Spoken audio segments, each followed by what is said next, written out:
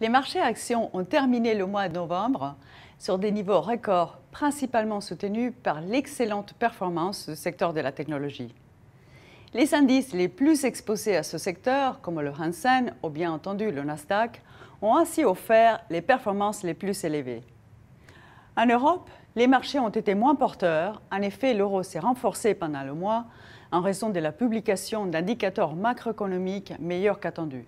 Aux États-Unis, la Fed a confirmé vouloir poursuivre la réduction de sa politique accommodante.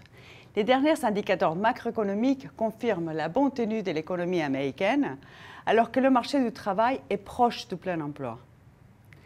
À noter que le rendement des taux d'intérêt à court terme remonte progressivement sous l'effet des banques centrales, alors que les rendements des taux d'intérêt à long terme restent à des niveaux historiquement bas.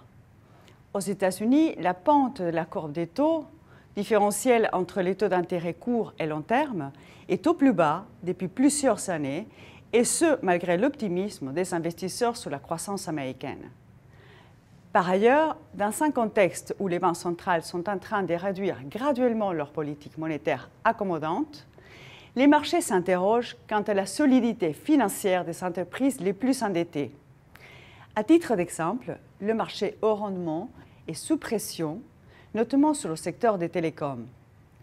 Également, les incertitudes sur le probable défaut du Venezuela, les tensions en Turquie et le resserrement des conditions financières par la Banque centrale en Chine ont pesé sur les actifs émergents.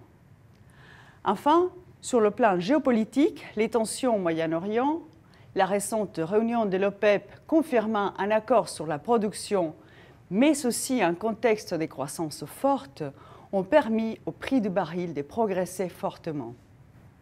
En conclusion, l'environnement macroéconomique reste favorable. Cependant, nous suivrons avec attention l'impact du resserrement monétaire des banques centrales sur les pays, secteurs et acteurs les plus endettés. Je vous donne rendez-vous le mois prochain pour un bilan de fin d'année. Merci et au revoir.